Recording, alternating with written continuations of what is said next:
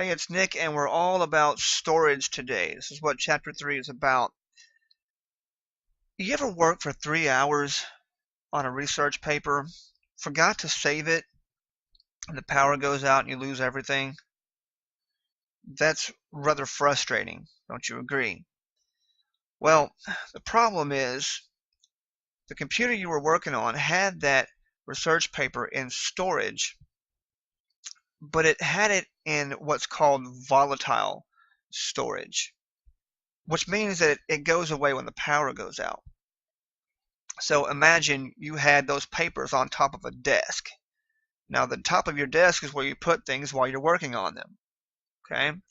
As opposed to the file cabinet, where you put things when you're done and you want to save them for later, okay? So you had your research paper on top of your desk in your RAM, and when the power went out in your computer, that was the equivalent of taking your arm and swiping it across the top of that desk, which knocks everything off, okay, and you lost everything. Now, alternatively, if we would have saved that research paper before the power went out, then we would have taken it off the top of our desk and placed it in our file cabinet down here for permanent storage. The permanent storage is non-volatile storage, which means I can swipe my arm across the top of that desk as many times as I want. I'm not going to touch that file cabinet. The hard drive is going to keep its contents whenever the power goes out, hopefully, unless something gets corrupted, right? Now, you also see I have a section here called virtual memory, and where the top of our desk is for things that we are currently working on, and the file cabinet is where things go when we're done, we want to save them permanently.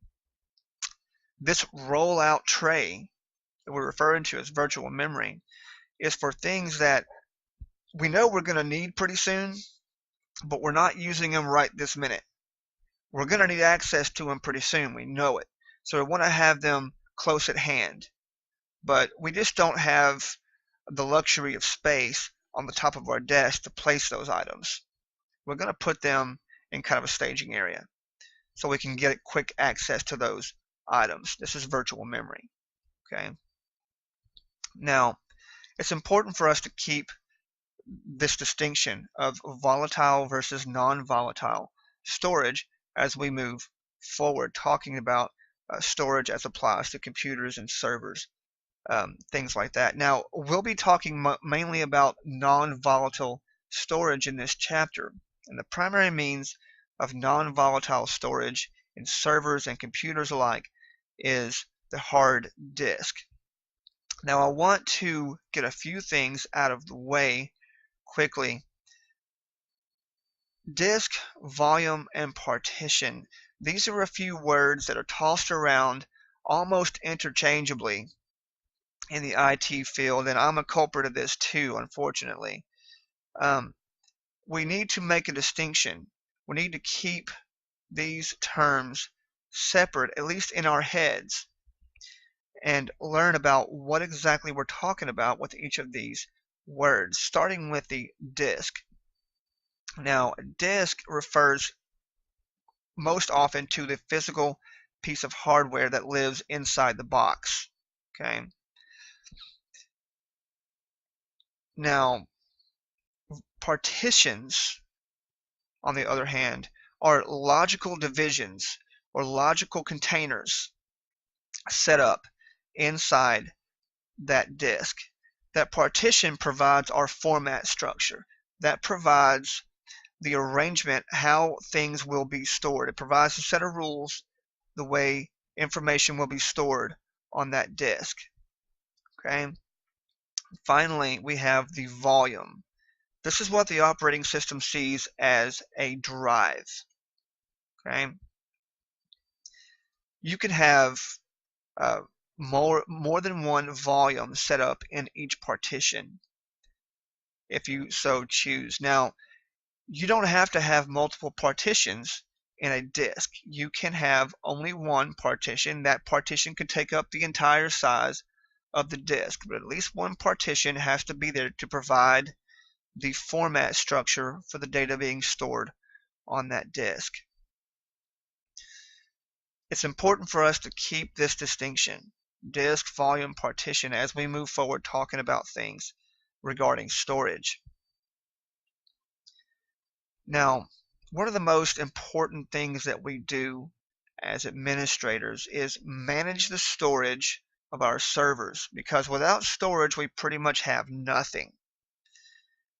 And I want to introduce this concept of storage management by introducing us to a fella by the name of Johnson. Now, Johnson just got his first IT job, and he's really excited about this. He is now the administrator for a small company. And one of his first tasks as a new administrator is to set up a file server to store the company's files and also to allow future growth of data as they grow. So he sets up this file server, places a nice big hard disk inside this server to allow for the current data and also future growth of that data. And over time, they start to utilize this file server and storing their information. Everyone is happy. Now fast forward about 6 or 8 months, and this hard disk crashes, and everything comes to a screeching halt. And the boss is knocking on Johnson's door asking what the heck happened. Now, the big mistake that Johnson made here was not making his storage fault tolerant. Now, what do I mean by that word fault tolerant? Well, simply put, it means able to withstand a failure.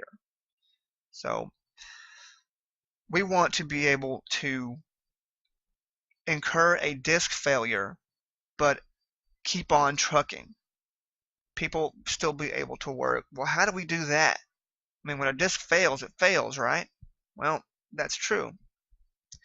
We can utilize something called RAID, or redundant array of independent disks. Some people say inexpensive disks. Regardless of how you say it, we still have RAID. Okay? And RAID is one of those things we can use for fault tolerance, but we can also use it for other purposes such as speed. Okay, so it has a few different purposes here. Those purposes are accomplished with RAID levels, and there are various RAID levels that we can use, starting with 0, going through 1, 5, and then some combinations of those levels called nested levels. And we're going to cover each one of these levels in a little bit more detail, starting with RAID 0. Now, RAID 0 is a level called striping, and its primary function is speed. It doesn't provide us much fault tolerance at all. It will give us speed. RAID 0 requires exactly 2 physical disks installed in the box. RAID will present 1 logical disk to the operating system or to the computer. Now, this is important. We make this distinction right here. We have 2 physical disks right here. These are the physical pieces of hardware. Now, with RAID, we are providing a logical disk right here. Okay, this appears to be a disk drive to the computer. It appears to be a disk to the operating system, whatever's looking at it. RAID is making the operating system think that's a physical disk, when really there are 2 of them back here. RAID turns them into 1 as far as the operating system is concerned. Now, what happens in RAID 0 is the operating system is going to write something to whatever volumes you create on this disk. And RAID will take over whatever you happen to write and write part of that information to one disk and part of it to the other disk. And it does those 2 things at the same time. So it is accomplishing 2 writes at once. So we have a nice amount of speed here. Now let's assume that both of these disk drives are 50 gigabytes in size. Since we're utilizing every bit of space we have as far as writing some information to one disk and some to the other, we get to use all the storage that we have on those two disks. So our logical disk appears to be 100 gigs. Now let's assume that one of those disks fails. Now, since we only have half the information remaining to work with, that's not good enough. Our logical disk appears failed. So RAID 0 will not accomplish any fault tolerance for us. But since the write format writes to both disks simultaneously, we have speed. This is what RAID 0 does for us. It accomplishes higher write speeds. This level of RAID is common among gamers, since online games and computer-based games rely a lot on the speed of the computer. RAID 0 is very popular among gamers. Typically, they don't store things on these disks that they would be heartbroken if they lost, because when one disk fails, your entire array goes down and you're not able to use the disk. So just speed on RAID 0. Now let's look at RAID 1. This is a level called mirroring. This also requires exactly 2 physical disks, and RAID will present one logical disk to the operating system once again. Now the difference here is when the operating system writes something to the volumes you create on that disk, RAID will take over, write that information to one disk, and then come back and write that same information to the other disk. Okay. In this case, we have a two-step process. This is going to be a little bit slower as far as performance goes. Now assume both of these disks are 50 gigs in size. Now since we have the same information on both disks here, we don't really get all the storage that both of those disks put together would give us. So our logical disk only appears to be 50 gigs because we're using the second disk as a mirror. Now what happens when one of those disks fails? Well, since we have disk 2 there with the exact same information as disk 1 had, our logical disk keeps on trucking. Okay? Now, since we have a two-step process in the writing, we have a little bit slower performance. What we get out of that, though, is a safety net in case of a drive failure. So we're giving up performance to gain fault tolerance. Now, let's look at RAID 5. This is a level called striping with parity. Now, RAID 5 requires at least 3 disks. Notice I didn't say exactly 3 disks. At least 3 disks. You can have more if you choose.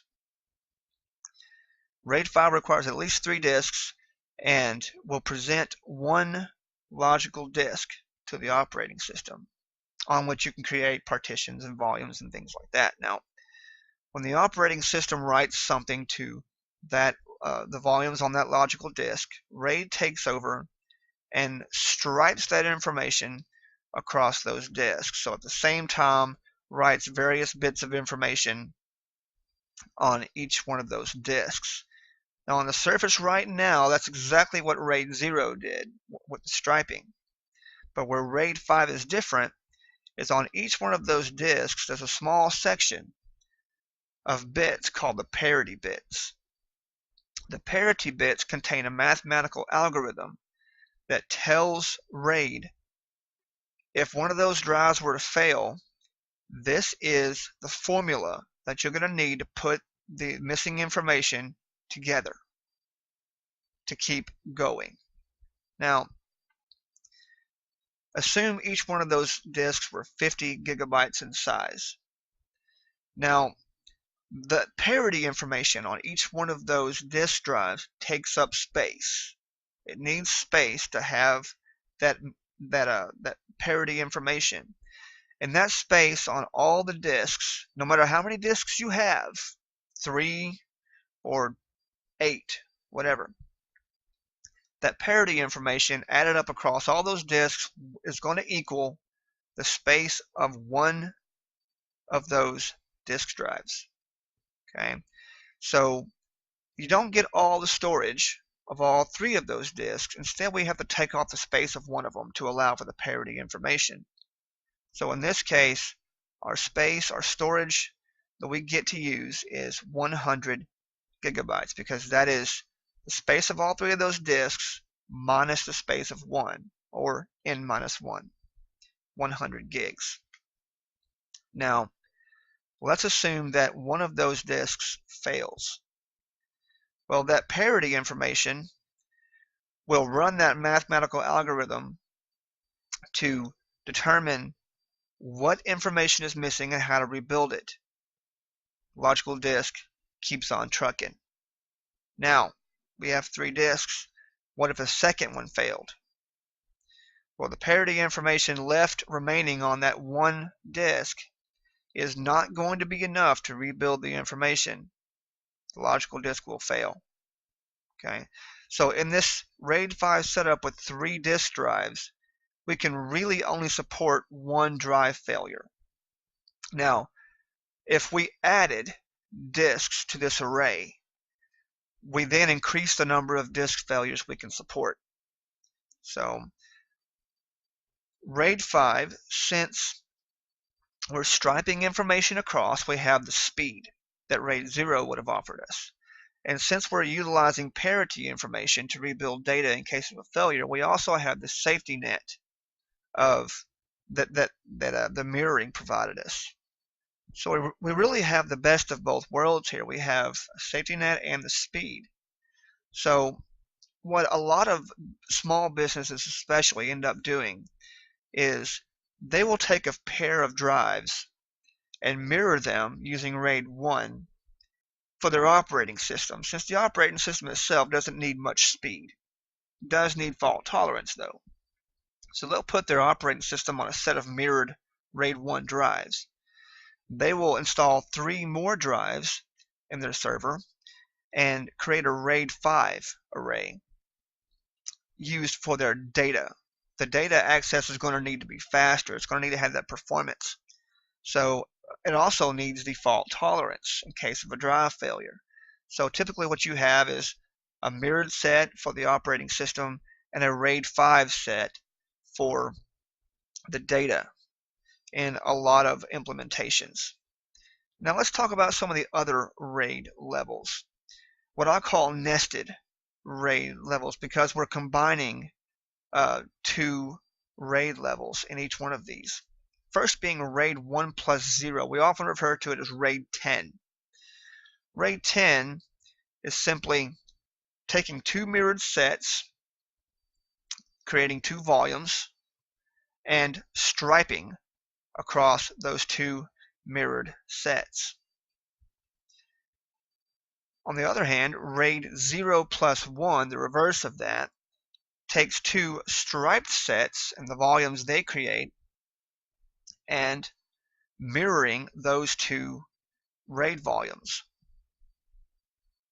Finally, we're going to talk about RAID 5 plus 0, or RAID 50, which takes 2 RAID 5 arrays and the volumes they create and striping across those 2 volumes. So these are some of your other RAID levels that are available for use. Now, up until just now, we've been talking about storage solutions that involve disk drives installed directly in servers. Now let's talk about storage that lives on the network instead, specifically NAS and SAN. Starting with the NAS. Now, NAS stands for Network attached storage. And what this is a glorified file server. And the reason I say that is for a few reasons. First of all, we have an enclosure that has multiple drives in it. And these drives can be arranged in a RAID format, like one of the RAID levels we saw earlier, or a JBOD. Here's a term, JBOD, and I'm not kidding, means just a bunch of disks. Okay, so we can have just a bunch of disks tossed into an enclosure. Okay, typically a NAS device runs some flavor of a storage operating systems to manage how those disks are allocated. The storage on these NAS devices are accessed across an Ethernet link. Typically, at this point, we have a max speed of around 1 gigabits per second. And the way servers address this storage is they will access it via a shared folder path. Shared folder paths are 2 backslashes, a server name, and then backslashes for the folders and files after that. It's called a UNC path. We'll deal with those in more detail later on. This is why I refer to a NAS as a glorified file server, because the way a server has to access it is by a shared folder path. Now, switching gears to the SAN. SAN stands for the Storage Area Network. Now, we still have enclosures with several drives inside those enclosures, and we're mainly running a flavor of RAID in SAN enclosures. We're still running some flavor of a storage operating system, but instead of accessing this storage across Ethernet links, we're accessing the storage across fiber channel links, which has top speeds of around 16 gigabits per second. And as opposed to the servers addressing this storage via a shared folder path as with a NAS, a SAN can make the servers actually think the storage is local. We can make those servers think that this SAN storage is actually a disk drive installed inside the case of those servers. We do that by carving up a small sliver of the storage inside of that SAN enclosure and assigning that sliver of storage for a certain server to access, and that sliver of storage is called a LUN, or logical unit number. Now, SANs are ridiculously expensive, and because of that, you probably won't see a SAN until you get up in the big leagues. They're insanely expensive. Just a fiber channel alone is ridiculous on the cost. Because of that, we also have a poor man's version of a SAN implementation that is accessed across an iSCSI link. iSCSI uses Ethernet as a communications medium, so we're limited to the top end of Ethernet speed, which is 1 gigabits per second. Obviously, we're not getting the performance we would get out of fiber channel, but we can at least set up a SAN and play with it and see how they work using iSCSI across Ethernet. Now, the NAS devices, even though they are a glorified file server, they're not terribly expensive to implement. I mean, they have some costs associated with them, but not too bad. The SANs, on the other hand, are ridiculously expensive and immensely robust. I'll put it to you this way. Where I work, I'm on the server administration team. We have a team of about 14 people managing servers. Okay, we have an entirely different team of about 8 or 9 people whose job it is just to manage the SAN. Okay, this is the complexity we're talking about here. So here's our main difference between NAS and SAN. NAS, basically a glorified file server. SAN, we have a network of enclosures making servers think that they have local storage. Okay, that's one of the main differences. The use of LUNs for to present storage to servers, and also the use of fiber channel for our links in the SAN devices. Now, let's talk about distributed file system. Distributed file system, simply put, is a way for us to provide a centralized place for users to access files and folders that may be living all over the place. Okay. For instance, I can give my users a link of //contaso/public. That would be the link, the namespace, so to speak, that our users will go to with a shortcut. Now, inside that namespace, the users would click on that as a shared folder, and inside that folder they would see other folders like software and tools. And that tools folder to my users would show other files and folders.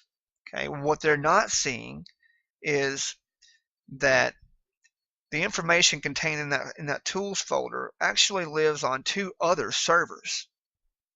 One of them in London, one of them in New York. Okay, and those 2 servers are actually replicating that information across to keep themselves in sync with what data they have. Okay, and the users might also see a training guides folder, and that information may live on some other server living in New York somewhere. Okay, so I can have files and folders distributed all over the place.